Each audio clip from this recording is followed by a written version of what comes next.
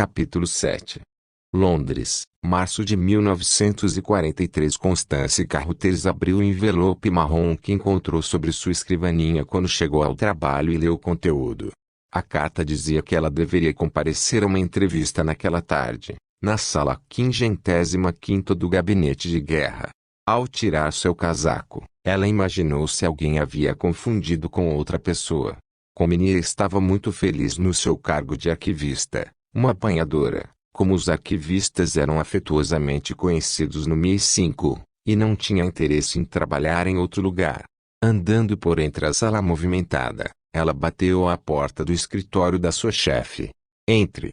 Lamento incomodá-la, senhorita Cavendish, mas recebi uma carta solicitando meu comparecimento a uma entrevista no gabinete de guerra hoje. A senhora sabe de algo a respeito? Não devemos questionar nossas ordens, esbravejou a senhorita Cavendish, levantando os olhos dos papéis e das inúmeras pastas que se empilhavam em suas mesas. Tenho certeza de que vão lhe explicar tudo na própria entrevista. Mas, Comini mordeu o lábio. Eu espero que você esteja satisfeita com meu trabalho aqui. Sim, senhora Carruthers, estou satisfeita com seu trabalho. Sugiro que deixe suas perguntas para esta tarde. Então, devo ir? É claro que sim. Isso é tudo? Sim, obrigada. Comini fechou a porta, voltou à sua escrivaninha e sentou-se, percebendo que era voto vencido. Naquela tarde, enquanto era conduzida por entre o labirinto de passagens subterrâneas que compunham o subsolo do gabinete de guerra, o qual abrigava o coração das operações de guerra do governo britânico, Comini já sabia que aquela não seria uma entrevista qualquer. Ela foi levada a uma sala pequena e discreta, mobiliada apenas com uma mesa e duas cadeiras. Boa tarde, senhora Carruthers. Sou o senhor Potter, disse um homem corpulento, de meia idade, levantando-se por detrás da mesa e estendendo sua mão por cima do tampo para cumprimentá-la. Por favor, sente-se. Obrigada. Fui informado de que a senhora fala francês fluentemente. Isso é verdade? Sim, senhor. Sendo assim, importa-se se conduzirmos o resto de nossa conversa em francês? Não, concordou Comini, trocando o idioma. Ótimo. Diga-me como aprendeu a falar francês também, indagou o senhor Potter. Minha mãe é francesa e sua irmã, minha tia, tem uma casa em Saint-Raphael, onde passei todos os verões da minha vida. Tem paixão pela França, então, é claro. Sinto que sou tão francesa quanto britânica, mesmo que tenha nascido aqui na Inglaterra, explicou Comini.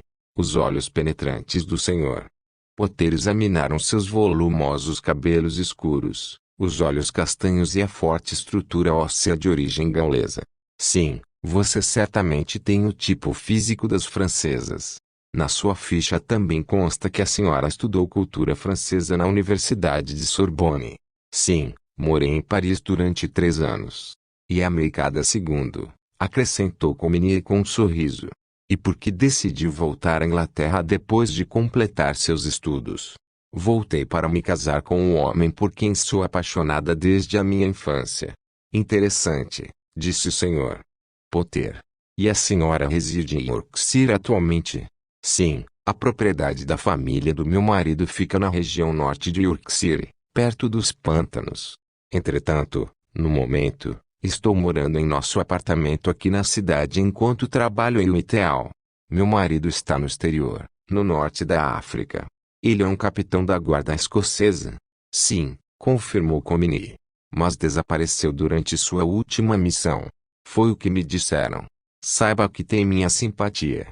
Não tiveram filhos ainda? Não. Tivemos que adiar nossos planos por causa da guerra. Estávamos casados há apenas algumas semanas quando Lawrence foi convocado. Então, em vez de ficar sentada tricotando meias em Yorkshire, pensei que seria melhor vir a Londres e encontrar algo de útil para me ocupar.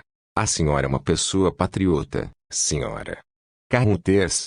Sou, senhor Potter, Comini disse, levantando uma sobrancelha em reação àquela pergunta tão direta. Está preparada para dar sua vida pelos países que ama? Se for necessário, sim. Fui informado também de que a senhora é boa atiradora, prosseguiu o Sr. Potter. Comini olhou para ele, surpresa. Eu não diria isso, embora tenha praticado tiro na propriedade do meu marido desde jovenzinha. Diria que era o tipo de menina que preferia brincar com os garotos. Nunca pensei dessa maneira, gaguejou Comini, esforçando-se para dar respostas lúcidas àquelas perguntas tão incomuns. Mas certamente adoro atividades ao ar livre. E tenho boa saúde? Sim. Tenho sorte. Obrigado, senhora.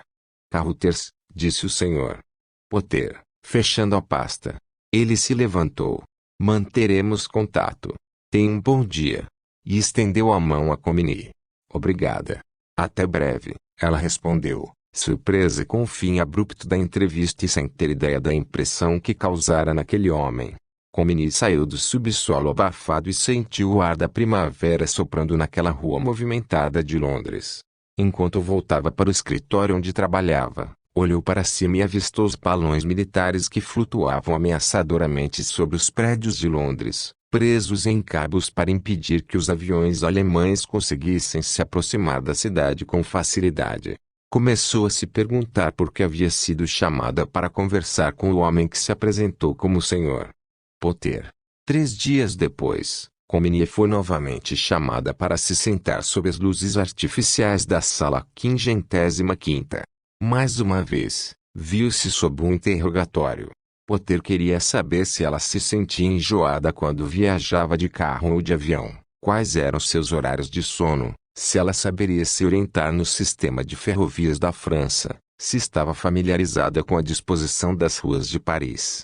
Embora nada fosse dito sobre a tarefa que tinham em mente para ela, Comini começou a ter um pressentimento definitivo.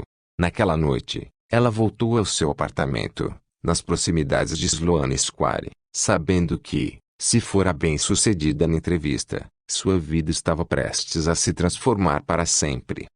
Bem, senhora Carruthers, aqui estamos novamente. Por favor, sente-se. Comini percebeu que o Sr. Potter estava visivelmente mais à vontade com sua presença. Afinal, naquele dia ele abrira um sorriso. Senhora Carruthers, tenho certeza de que, agora, a senhora já tem uma certa noção do porquê que está aqui. Sim, ela respondeu. Acredito que vocês estejam pensando que eu possa ser útil em algum tipo de missão na França. Correto. A senhora já ouviu algo a respeito da seção F da Executiva de Operações Especiais 5 durante seu trabalho no Mi-5? Ele perguntou. Alguns arquivos passaram pelas minhas mãos. Sim, confirmou Comini. Mas apenas para conhecer as garotas investigadas. Assim como investigamos a senhora nos últimos dias, mas nada que nos causasse preocupação emergiu dos arquivos, o Sr. Potter disse. Nós, agora, acreditamos que a senhora tem condições de se tornar membro do nosso grupo de agentes da SOI. Entretanto, senhora Carruthers, até agora tudo o que fizemos ficou baseado na confiança que nós, na Grã-Bretanha e na França, depositamos na senhora. É preciso considerar, também, a possibilidade real de que possa morrer no cumprimento do dever, o Sr. Potter disse com uma expressão séria. Como se sente em relação a isso? Comini, já ciente do que lhe seria pedido, sofreu uma semana de noites insones, ponderando exatamente sobre aquela pergunta e qual seria a resposta que daria a ela. Sr. Potter, acredito totalmente na causa pela qual os aliados estão lutando. E eu faria o meu melhor para nunca decepcioná-lo. Mesmo assim, também compreendo que, até o momento, em minha vida, nunca fui testado o suficiente para responder a sua pergunta. Tenho 25 anos e nenhuma experiência em questões como essas. Ainda tenho muito a aprender sobre mim mesmo e sobre a vida. Apreço sua autoavaliação cuidadosa, senhora Carruthers, mas gostaria de garantir-lhe que sua inexperiência não é um problema. A maioria das mulheres que empregamos nesta função altamente sigilosa não tem mais experiência do que a senhora. Atualmente, temos uma assistente de vendas, uma atriz, uma esposa e uma recepcionista de hotel. A boa notícia é que faremos o que for possível para ajudá-la com qualquer coisa que precise antes que tenha que partir. A senhora passará por um treinamento intensivo que irá prepará-la para lidar com as muitas situações perigosas que pode ter que enfrentar. E eu posso lhe garantir que, ao final desse processo, tanto a senhora quanto as lideranças da SOS saberão se é capaz de executar as tarefas das quais será incumbida. Portanto, preciso perguntar-lhe outra vez, está preparada para assumir uma função que inclui a possibilidade de que venha a morrer? Comini olhou diretamente nos olhos do homem. Estou, sim. Excelente. Então, estamos acertados. Como está empregada no Mi-5, a senhora já assinou o termo oficial de assuntos secretos e não preciso continuar a incomodá-la. A senhora receberá notícias diretamente da seção F nos próximos dias. Meus parabéns, senhora. Carruthers, o senhor Potter disse, levantando-se e dando a volta ao redor da mesa para cumprimentá-la. Tanto a Grã-Bretanha quanto a França são gratas por quaisquer sacrifícios que a senhora venha a fazer. Obrigada, senhor Potter. Se importa se eu lhe perguntar? Nada de perguntas, senhora Carruthers. O que a senhora precisa saber lhe será revelado em breve. Não preciso dizer que nossas reuniões aqui e seu futuro devem permanecer em completo sigilo. Sim. Boa sorte, senhora Carruthers, o senhor Potter disse, apertando sua mão mais uma vez e abrindo a porta para ela. Obrigada.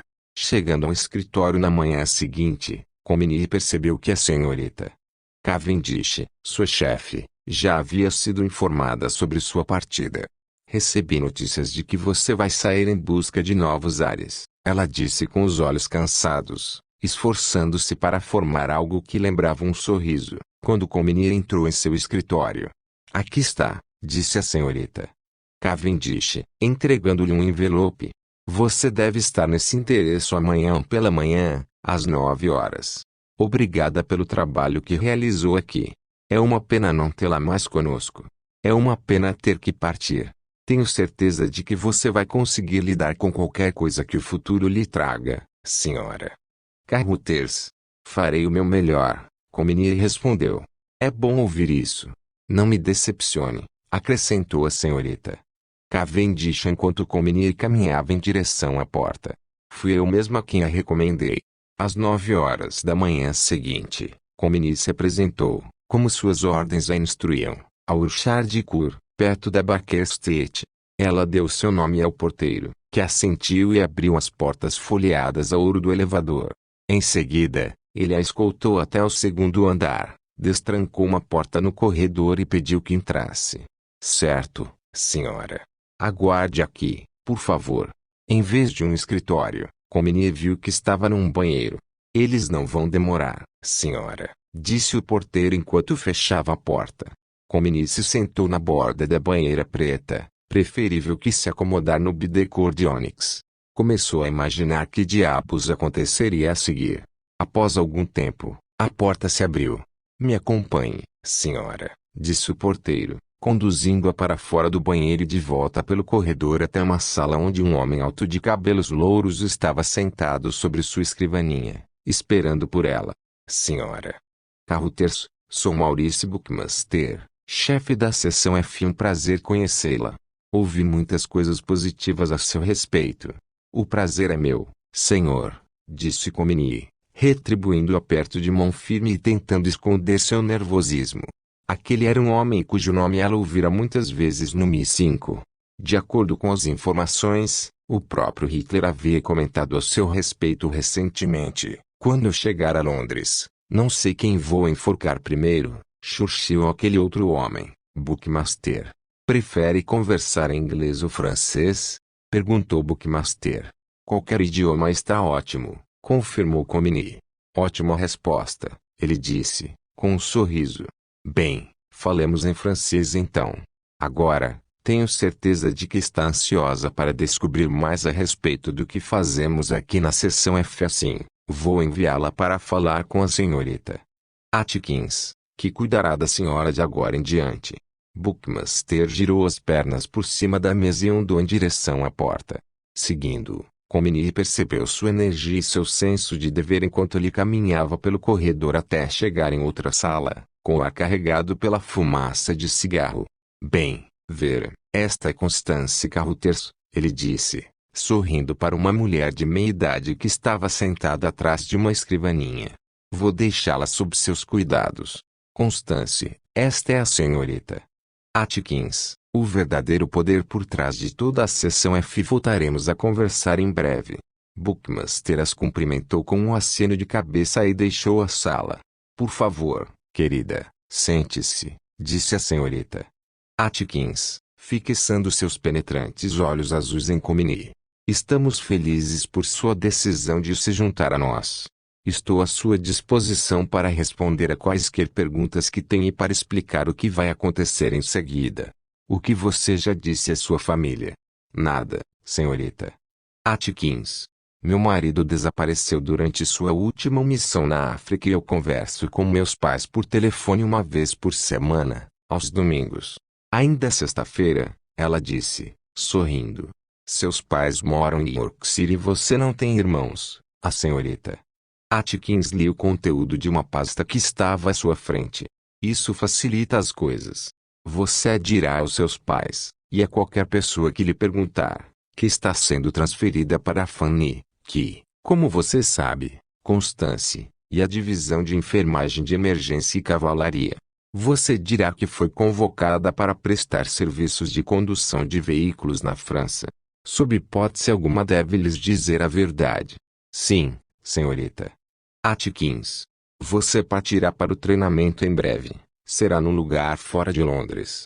Você ficará lá durante algumas semanas e seu progresso será monitorado por mim diariamente, em todos os aspectos referentes às tarefas que receberá no futuro. Em que consiste o programa de treinamento? Comini perguntou. Você aprenderá todas as habilidades de que irá precisar, senhora Carruthers. A senhora fuma. Ela ofereceu um cigarro para Comini. Obrigada, ela disse, retirando um cigarro do maço. A senhorita Atkins fez o mesmo. Mora sozinha em seu apartamento em Londres? Sim. Então, não haverá necessidade de mudar de endereço. Entretanto, após discutir seu codinome com o Sr. Buckmaster, decidimos que você deve usar o sobrenome de solteira de sua mãe, que, se não me engano, é Chapelle. E sua tia por parte de mãe, que mora em Saint-Raphael, é a baronesa do Montaigne. Sim, Comini assentiu. Então é assim que se apresentará na França, como sobrinha de sua tia baronesa. Cremos que é uma boa ideia acostumar-se com seu novo nome assim que possível, explicou a senhorita Atkins. Gostaria de ser chamada de Constance Chapelle? Perfeitamente, concordou Comini. Quanto tempo até que eu vá para a França? Gostamos de treinar nossos agentes por um período de 8 semanas, pelo menos. Entretanto, dadas as condições na França e a necessidade de enviar nossas garotas até lá com urgência, pode não demorar tanto, suspirou a senhorita Atkins. Temos uma dívida de gratidão para com a senhora e as outras agentes com quem irá trabalhar, por se prepararem para executar um trabalho tão perigoso. Tem mais alguma pergunta, querida? Posso perguntar exatamente quais serão minhas atribuições quando eu chegar à França? É uma excelente pergunta, concordou a senhorita Atkins. Muitas das garotas que vêm até aqui acham que agirão como espiãs, mas não é isso que a seção F faz. Nossos agentes vão a campo para executar tarefas de comunicação e sabotagem. Nosso único objetivo é frustrar e desmembrar o regime nazista na França. A SOE trabalha junto com os maquis e a resistência francesa, apoiando-os da maneira que pudermos. Entendo. Mas pensei que havia pessoas com qualificações melhores que as minhas para esse trabalho, Comini disse, franzindo o senho. Duvido que haja, Constance, respondeu a senhorita Atkins, em tom reconfortante. Seu francês impecável e o conhecimento de Paris e do sul do país, combinado com sua aparência gaulesa, a tornam perfeita para a função. Mas, certamente essas funções são mais adequadas a homens, não são? É interessante perceber que isso não é verdade. Qualquer homem francês pode ser convocado para um interrogatório por sua milícia local ou pela central da Gestapo 6. Eles também podem ser revistados. Ao mesmo tempo, uma mulher que viaje pela França, num trem, Ônibus ou bicicleta, tem uma chance muito menor de atrair atenção. A senhorita Atkins levantou as sobrancelhas e abriu um sorriso sombrio. Tenho certeza de que, com sua aparência atraente, Constance, você conseguirá encontrar uma saída para qualquer problema que venha a enfrentar, ela disse, olhando para o relógio. Bem, se não tiver mais perguntas, sugiro que volte ao seu apartamento por enquanto. Escreva uma carta a seus pais explicando o que discutimos e apresse aquele que pode ser o seu último fim de semana na rua civil durante um bom tempo, concluiu a senhorita Atkins, escrutinando-a com seus olhos azuis. Acho que você vai fazer um ótimo trabalho, Constance. E você deveria se orgulhar do que conquistou. Somente os melhores são selecionados como agentes da seção F.